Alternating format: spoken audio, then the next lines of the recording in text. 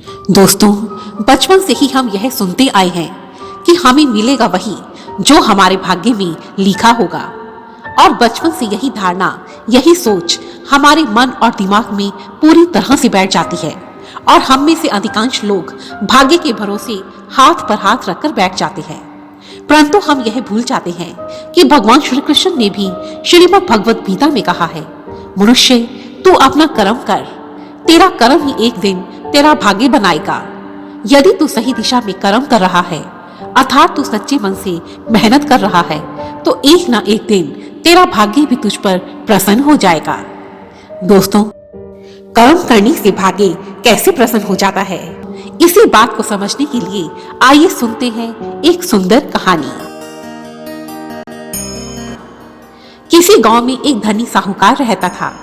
साहूकार के पास जमीन जायदाद, खेत खलिहान, गाय भैंस इत्यादि सभी कुछ था। साहूकार का जीवन हंसी खुशी चल रहा था। परंतु कहते हैं ना कि समय सदा एक जैसा नहीं रहता।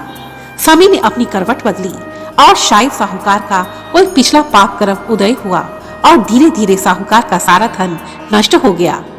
और जैसा कि हमेशा होता आया है, धन के जाते ही साहूकार के बेटे बहुएं, सगे संबंधी इत्यादि सभी उसे छोड़कर चले गए।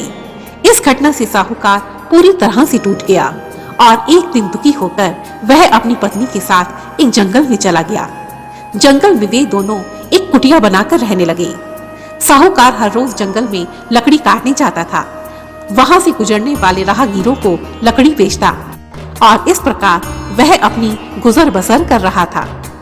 संयोग से एक दिन धन की देवी माता लक्ष्मी और भाग्य देवता धरती पर भ्रमण करने के लिए निकले और भ्रमण करते करते वे उसी जंगल से होकर गुजरे और वहां जंगल में उन्होंने उसी साहूकार को लकड़ी काटते हुए देखा।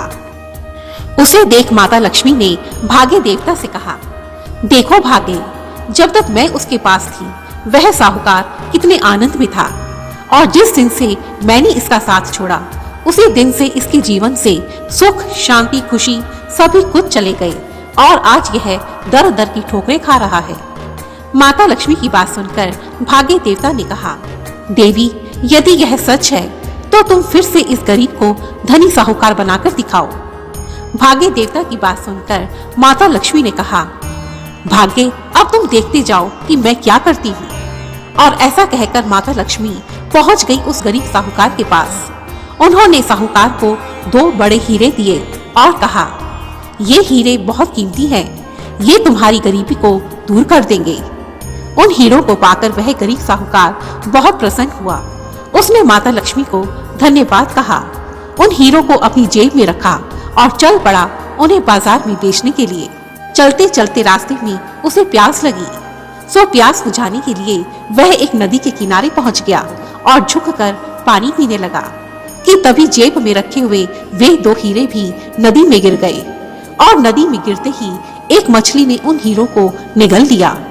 हीरों के खो जाने पर साहूकार बहुत रोया, तड़पा, परंतु अब कुछ नहीं हो सकता था। खैर, अगले दिन फिर साहूकार जंगल में लकड़ी काटने के लिए गया कि तभी माता लक्ष्मी की नजर उस पर पड़ी और उन्होंने पूछा, अरे, तुम फिर से लकड़ी काट रहे हो? मैंने तो तुम्हें वो कीमती हीरे दिए थे। माता लक्ष्मी की बात सुनकर साहूकार ने रोते रोते उन्हें सारी घटना बता दी। गरीब साहूकार की बात सुनकर माता लक्ष्मी को भी दुख पहुंचा, परंतु वह उस साहूकार को धनी बनाना चाहती थी। इसलिए इस बार उन्होंने साहूकार को एक 9 लखा हार दिया और कहा, इस बार इस हार को तुम संभाल कर रखना। उस हार को पाकर साहूकार बहुत खुश हुआ। उसने हार को जेब की बजाय अपनी पगड़ी के अंदर रखा और खुशी खुशी अपने घर पहुंचा।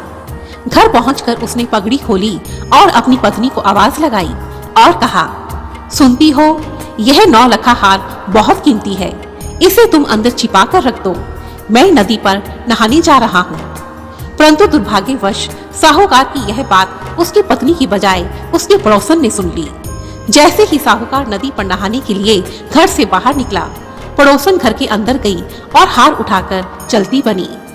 थोड़ी देर के पश्चात जब साहूकार घर पहुंचा तो उसने अपनी पत्नी से हार के बारे में पूछा, परंतु उसकी पत्नी को हार के बारे में कुछ भी पता नहीं था। अब तो साहूकार फूट फूट कर रोने लगा। थोड़ी देर के बाद वह सोचने लगा कि शायद मेरे भाग्य में धन है ही नहीं, परंतु मुझे अपना काम तो करना ही चाहिए। और ऐसा सोचकर वह फिर से जंगल में लकड़ी काटने चला गया। और इस बार फिर जब माता लक्ष्मी ने उसे लकड़ी काटते हुए देखा तो वह बहुत दुखी हुई और भाग्य देवता से कहने लगी, भाग्य, मैंने बहुत कोशिश की इसे धनी बनाने की, परंतु कोई लाभ नहीं हुआ। अब आप ही कुछ कीजिए। माता लक्ष्मी की बात सुनकर भाग्य देवता मुस्कुराए और कहने लगे, देवी, मैं इस साहूकार से बहुत प्रसन्न हूँ। बुरी से बुरी परिस्थिति में भी इसने अपना कर्म करना नहीं छोड़ा। चाहे कुछ भी हो जाए, यह गरीब आदमी हर रोज जंगल में मेहनत से लकड़ी काटता है। और हे देवी, जहाँ कर्म होगा वहाँ भाग्य भी उस पर प्रसन्न जरूर होगा। इसलिए अब समय आ गया है कि मैं इसे इसके कर्म का फल प्रदान करूं। और ऐसा कहकर भाग्य देवता उस साहूकार के पास गए और उसे 2 पैसे दिए। साहूकार ने वे 2 पैसे लिए और सोचने लगा कि इन पैसों से तो एक समय का भोजन भी नहीं आएगा। ऐसा सोचते हुए वह जा रहा था कि रास्ते में उसने देखा कि एक मछली मछुआरे के जाल में फंसी हुई थी और वह बाहर निकलने के लिए तड़प रही थी। साहूकार को उस मछली पर दया आ गई और उसने उन 2 पैसों से वह मछली खरीद ली। अब उस मछली को लेकर वह नदी पर गया और मछली को नदी में छोड़ने लगा। यह देखकर मछली बहुत खुश हो गई और उसने अपना मुख खोला और उसके मुख से वही 2 हीरे वहां निकलकर गिर गए। उन हीरों को पाकर साहूकार बहुत खुश हो गया और मारी खुशी के वह चिल्लाने लगा, मिल गए, मिल गए। संयोग से उसी समय वह पड़ोसन भी वहां से गुजर रही थी जिसने साहूकार के घर से 9 लखा हार चुराया था। साहूकार को इस तरह चिल्लाते देखकर वह पड़ोसन बहुत डर गई। उसे लगा कि साहूकार को पता चल गया है कि उसी ने वह हार चुराया था। अब तो पुलिस में पकड़े जाने के डर से वह पड़ोसन भागकर अपने घर गई और वह 9 लखा हार उसने साहूकार को लाकर दे दिया। अब तो हीरे और 9 लखा हार पाकर साहूकार बहुत खुश हुआ और कुछ ही समय में वह फिर से पहले से भी ज्यादा धनी हो गया। और इस प्रकार साहूकार के किए गए कर्म से भाग्य उस पर मेहरबान हो गया और उस भाग्य ने उसे पहले से कहीं ज्यादा दे दिया। दोस्तों, यह छोटी सी कहानी हमें बहुत बड़ी सीख देती है कि चाहे कुछ भी हो जाए, आप अपना कर्म कभी मत छोड़िए। आपका जो भी काम है उसे आप पूरी निष्ठा और लगन के साथ करते रहें। एक ना एक दिन आपका भाग्य भी आप पर मेहरबान जरूर होगा। इतिहास गवाह है कि जितनी भी महान हस्तियां हुई हैं, वे केवल अपनी कड़ी मेहनत अर्थात अपने कर्म के कारण ही जमीन से शिखर तक पहुंची है। इसलिए दोस्तों, आप अपना कर्म करते रहें, क्योंकि कर्म ही पूजा है और कर्म एक दिन भाग्य को भी बदल देता है।